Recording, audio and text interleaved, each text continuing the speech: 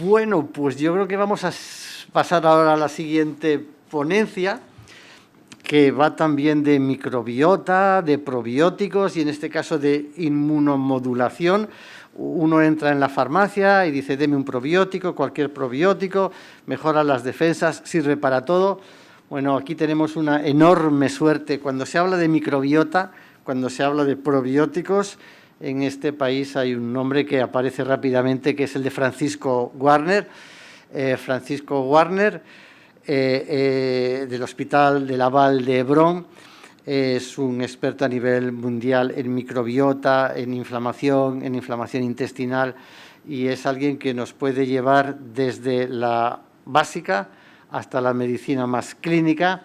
Y por tanto, Pancho, creo que tienes que estar ya por ahí, en algún sitio detrás de tu ordenador. Sí. Abrazo fuerte, ilumínanos sobre probióticos e inmunomodulación. Muchísimas gracias, Fermín. Muchísimas gracias por la invitación y por la presentación.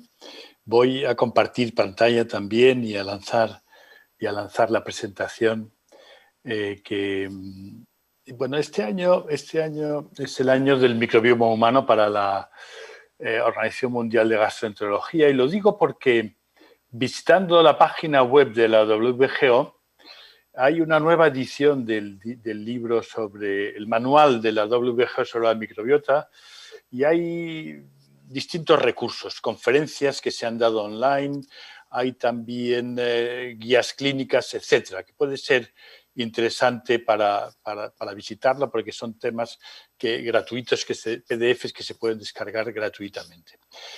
Bueno, vamos, el tema que quería empezar es que a mí me llamó mucho la atención esta figura, que es la población del mundo, en este caso entre 1800 y la actualidad, y el 2020, cómo han crecido los millones de personas.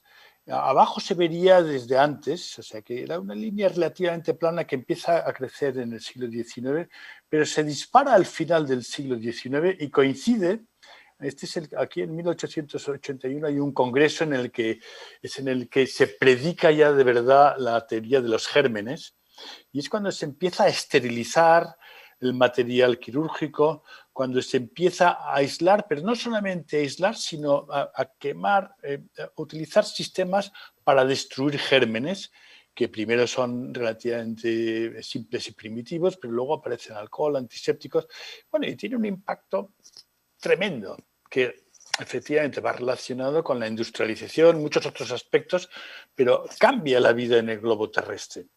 Y claro, y no es porque mejorara la mortalidad infantil, he puesto esto porque, bueno, ya nos hacemos mayores, y no es que simplemente el hecho de haber combatido a las bacterias. Aquí lo que vemos es que una persona que nacía en 1850 tenía una esperanza de vida de 41 años, pero esa persona, si hubiera nacido en el año 2000, tenía una esperanza de vida de 81 años. Pero lo mismo pasa con una persona que en 1850 tenía 70 años, pues que tenía una esperanza de vida de todavía 9 años más, pero ahora la esperanza de vida es todavía de unos 15 años más.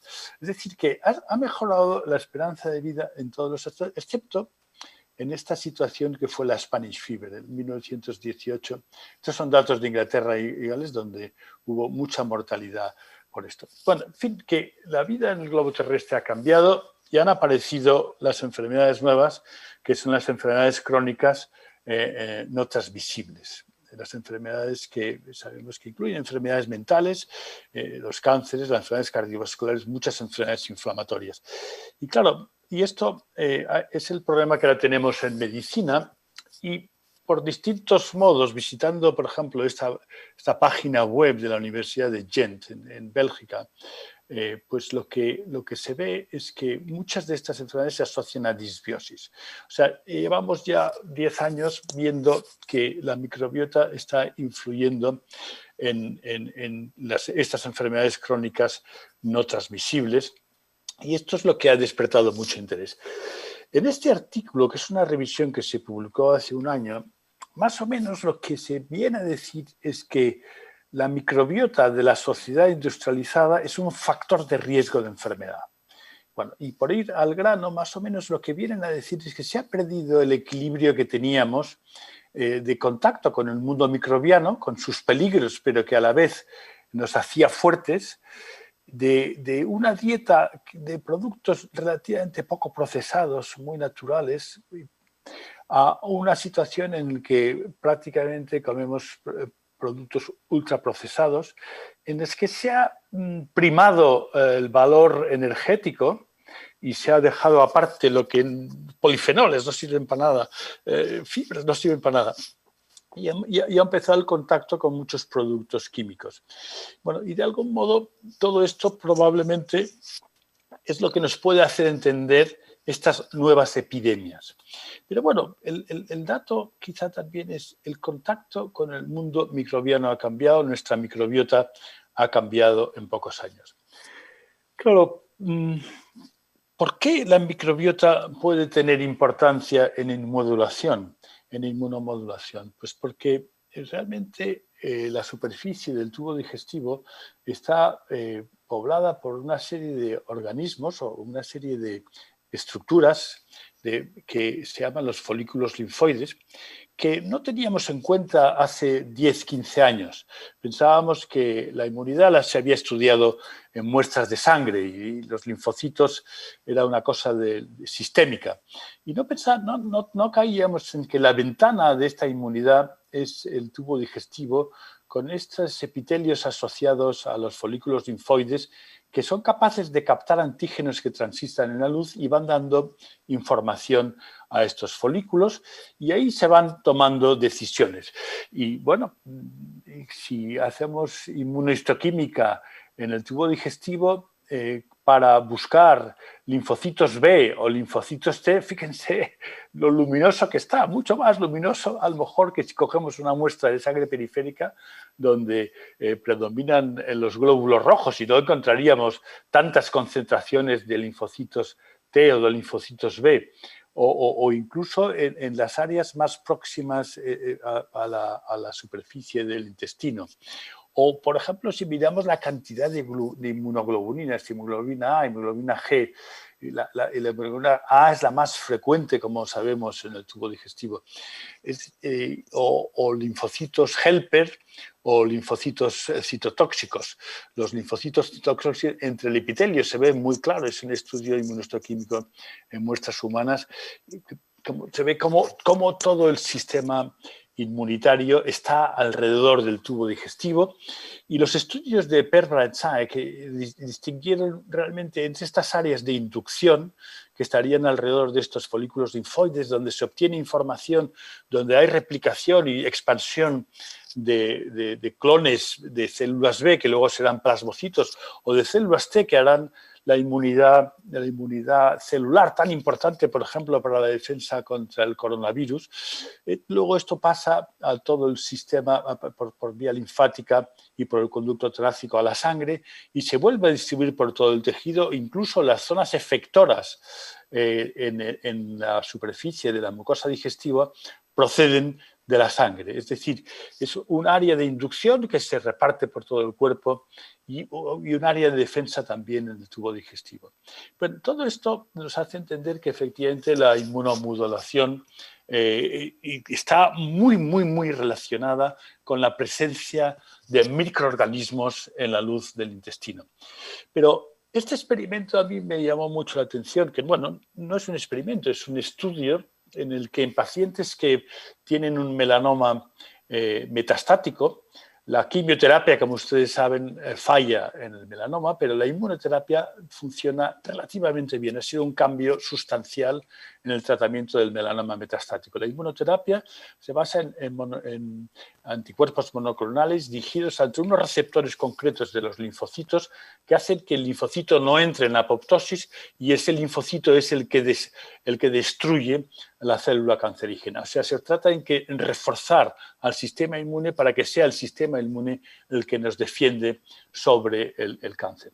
Y lo que se ve es que la supervivencia de personas tratadas con inmunoterapia por un melanoma metastásico es mucho mayor en los que tienen alta diversidad de bacterias en una muestra de heces. En este caso miraban solamente bacterias. Y en cambio es menor en los que tienen una microbiota más pobre. Y esto les llevó además a hacer un estudio ancilar, un estudio experimental en el que cogían muestras de no respondedores en color rojo o muestras de respondedores en color azul.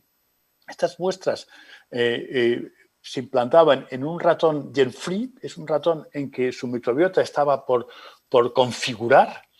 Esa microbiota del paciente configuraba un sistema inmune, después se implantaba un melanoma y después se empezaba el tratamiento con el antiprogram cell death, la inmunoterapia. Bueno, pues lo que vieron es que cuando el ratón estaba, su microbiota estaba configurada, su sistema inmune estaba configurado por microbiota de un no respondedor, la inmunoterapia fallaba.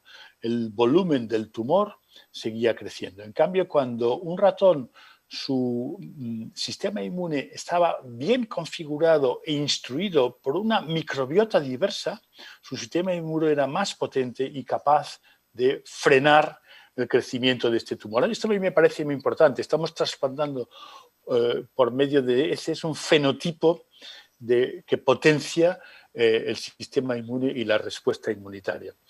En un estudio paralelo que hicieron en pacientes también con inmunoterapia por cáncer de pulmón o por cáncer renal, esta supervivencia en meses de estos pacientes, también vieron que los que habían recibido antibióticos, que es lo que baja la diversidad, es la otra cara de la moneda, al recibir antibióticos se pierde diversidad, tienen también peor respuesta a la inmunoterapia. Es decir, que hay un diálogo, y en este caso estamos hablando de personas de 60 años, ya no son niños que su sistema inmune está aprendiendo y está empezando, sino a los 60 años unos antibióticos que durante unos meses estropean un poco la microbiota hacen que eso se refleje enseguida en el sistema inmune y la respuesta a la inmunoterapia es aparentemente peor.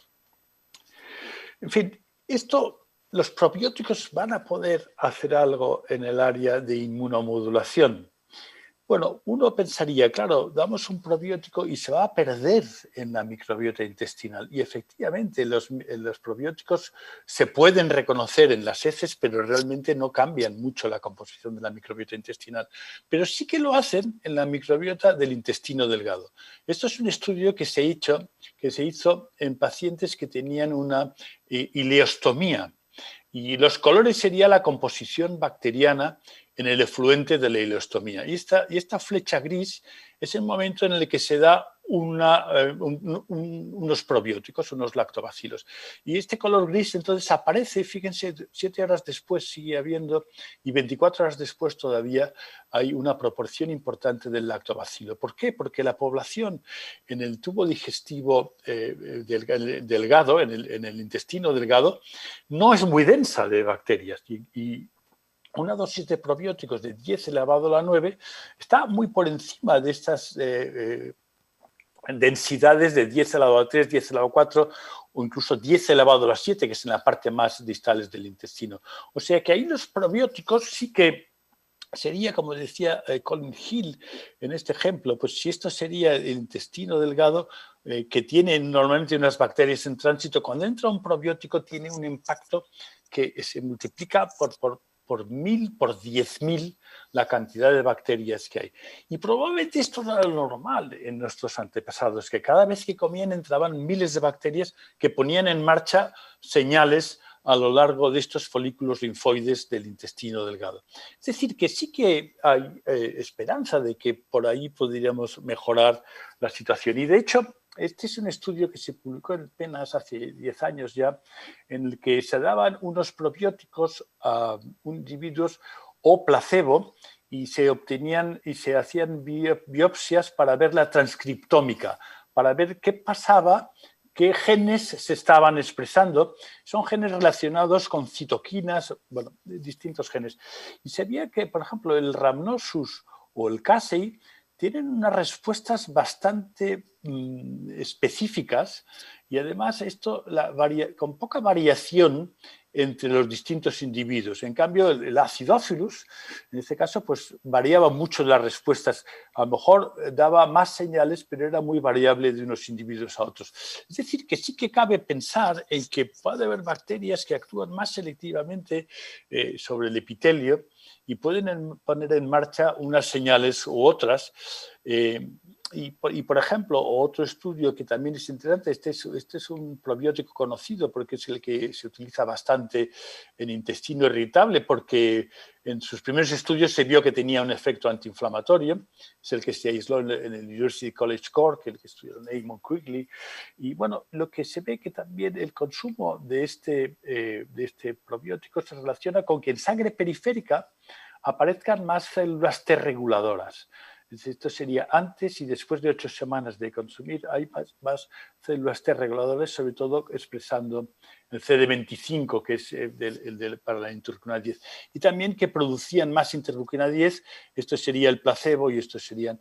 Es decir, que sí que hay datos que hacen entender que hay probióticos o hay bacterias, que a lo mejor lo podría hacer cualquier bacteria, que al transitar por el intestino están dando señales.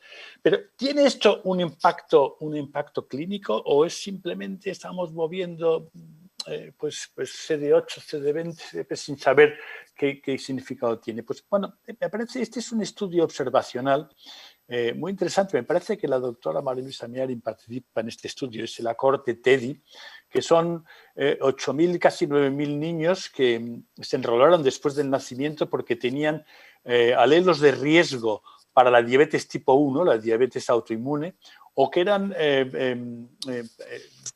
familiares de primer grado de personas con diabetes de tipo 1. La cohorte empezó en 2004 hasta 2010. Hay 8.000, se les va siguiendo y hay un seguimiento de muchos niños de estos de más de 10 años. Y lo que publicaron hace apenas 2 años fue cómo se mueve la microbiota, pero un dato que es el que yo quería ponerles.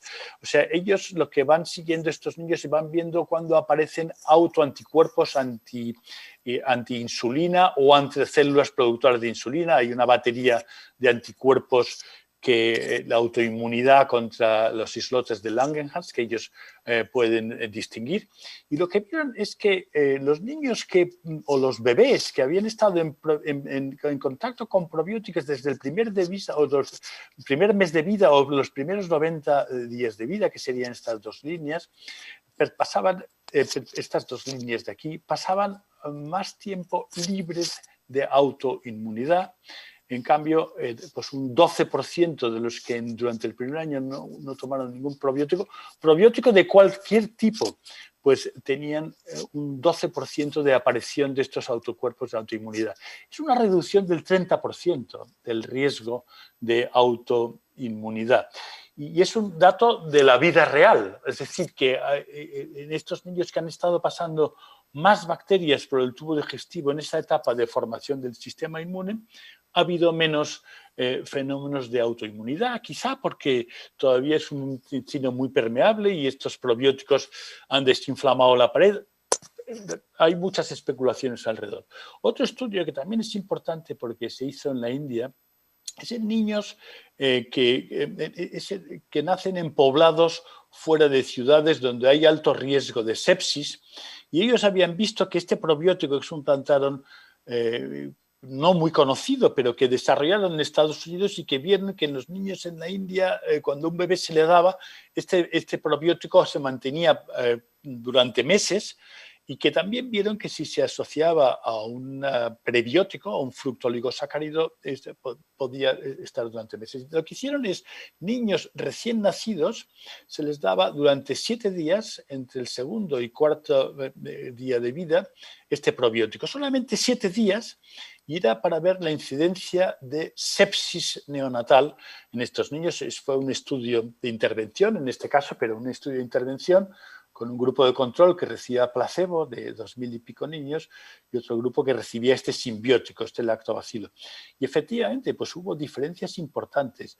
Tanto el objetivo primario era la sepsis o muerte, y se redujo, pues no a la mitad, pero casi a la mitad, entre los que habían recibido y distintos tipos de sepsis. La mortalidad no, pero la mortalidad se vio que también dependía de factores congénitos, pero todos los demás parámetros están significativamente disminuidos en los que han recibido este probiótico, un probiótico que, bueno, yo lo entiendo dentro de inmunomodulación, están reforzando la pared, están favoreciendo la respuesta que evita la sepsis. Ahora vamos a pasar al otro extremo de la vida que me parecía también interesante. Este es un estudio hecho en Barcelona con un probiótico que está a la venta en España, que es una mezcla de estos dos Lactobacillus plantarum también, y en este caso eran a pacientes, a personas viviendo en residencias de mayores, personas de alrededor de 80 años, en que habían recibido la vacuna de la gripe en el año 2006, y después de la vacuna de la gripe se les empezó a tratar con esta mezcla de estos dos probióticos, estos dos plantarum, durante, me parece que son 12 semanas, y otros meses, y hubo 3 grupos, un grupo control con placebo, un grupo con una dosis más alta y otros con una dosis más baja. Y efectivamente vieron que los que te consumían el probiótico mantenían niveles más altos de las inmunoglobulinas de la IgG y de la IgA, sobre todo los que recibían la dosis más alta, pero no vieron diferencias en incidencia de gripe, porque hubo muy pocos casos. Realmente aquí se enrolaron 60 y en el estudio, en el grupo de dosis más alta del probiótico acabaron los 20, pero en los otros dos grupos acabaron menos de 20 por distintas razones. Pero en cambio sí que vieron este dato, o sea, lo que comprobaron es que este probiótico mantenía niveles más altos de las inmunoglobulinas, y también vieron que los que tenían niveles más altos de inmunoglobulina eran los que no se infectaron por la gripe, sobre todo en el caso de la IgG, esto es significativo, y esto de la IgA y la IgM no alcanza significación estadística. Es decir, que el estudio por pocas pacientes no daba para ver un outcome clínico, o sea, un impacto sobre menos incidencia de gripe, pero sí indirectamente, posiblemente por una N excesivamente pequeña. Otros estudios, en cambio, estos que han sido con mucha N, sí que hay también otro probiótico que está a la venta en España, que es esta mezcla de probióticos que está en un yogur líquido que está a la venta en España desde hace años. Y aquí sí que son estudios con 600, 700, estamos hablando de niños, de personas mayores y bueno, y entonces aquí sí que ven que hay un riesgo relativo menor de cualquier infección común. Aquí los objetivos de estos estudios, ellos hicieron una revisión, es un metaanálisis que se ha publicado muy recientemente en Nutrients, y era ver la incidencia de infecciones comunes que pueden ser diarreas o pueden ser infecciones respiratorias altas. De hecho, en la mayoría de los casos son infecciones respiratorias altas. Entonces, el riesgo de tener infecciones respiratorias altas en niños, en adultos o en mayores, no en todos los estudios salió, pero en el conjunto sí. Quiere decir que es un efecto pequeño, pero es un efecto que puede notarse con varios estudios. El número de incidencias se reduce, pues esto no llega a un 10%, porque en muchos de estos estudios hay más de una infección anual, más de una diarrea anual o más de un catarro de vías respiratorias altas. Y también el riesgo de tener, en algunos, por ejemplo, en el de Guillemard, que no había sido significativo como protección, pero sí que fue significativo como no tener más de un evento al año. Es decir, que aquí, la última es decir que puedes protegerse para tener un solo evento infeccioso al año y no más de un evento al año. Claro, esto es especialmente importante en los dos extremos de la vida, en los niños y en los... Bueno, y otro último ejemplo de inmunomodulación ha sido en relación con COVID, un estudio que se hizo en Roma. Es un estudio, de hecho, que no es un estudio de intervención, sino es un estudio de observación no ciego, en el que los pacientes que ingresaban en un hospital de Roma con fiebre y con afectación pulmonar, con afectación de los pulmones en el escáner, y que no necesitaban intubación, pero que sí que necesitaban a lo mejor terapia con oxígeno, si tenían diarrea, se les daba un producto muy parecido al VSL3, o nada, porque no era un estudio. Y entonces cogieron más o menos el doble de controles, que es lo que se suele hacer en los estudios de control, el doble de controles que de pacientes tratados. Y lo que vieron es que los pacientes que resuelven la diarrea, la columna gris es la bacterioterapia, lo que ellos llamaron bacterioterapia, no quisieron utilizar la palabra probiótico en este estudio, pues se resolvía mucho mejor en los que recibieron el probiótico, incluso otros síntomas que no están especificados en el paper también se resolvían mejor, pero a mí me parece el dato más interesante son estos dos, que son datos no significativos. Que 2 de 42 pacientes sin la bacterioterapia necesitaron acabar en cuidados intensivos y ninguno del grupo con bacterioterapia. Y también en mortalidad fue distinto, murieron 4 de los que estaban sin bacterioterapia, el tratamiento era igual, o ninguno de los que estaban con bacterioterapia. Es decir, que hay una tendencia. Creo que esta sería mi última diapositiva y las conclusiones en las que quería comentarles es que creo que la inmunomodulación probablemente es algo importante para el futuro desde el punto de vista de la utilización de los probióticos, que tiene que estudiarse mucho más. Ya creo que los estudios en diarrea, no he querido mencionarlo para no coger más tiempo, ya no son interesantes y, en cambio, probablemente la inmunomodulación yo creo que puede haber expectativas. Muchas gracias. Doctor Warner, muchas gracias. Muy ilustrativo y docente como siempre. Yo tengo dos preguntas para ti, Pancho.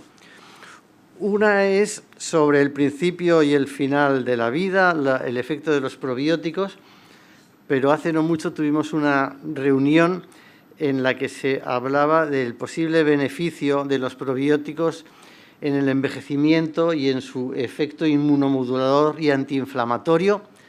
Esta es la primera. Y luego la segunda, claro, aquí lo difícil es siempre hablamos de probióticos todos en general, los estudios cada uno se hacen con uno diferente, en este último es una combinación.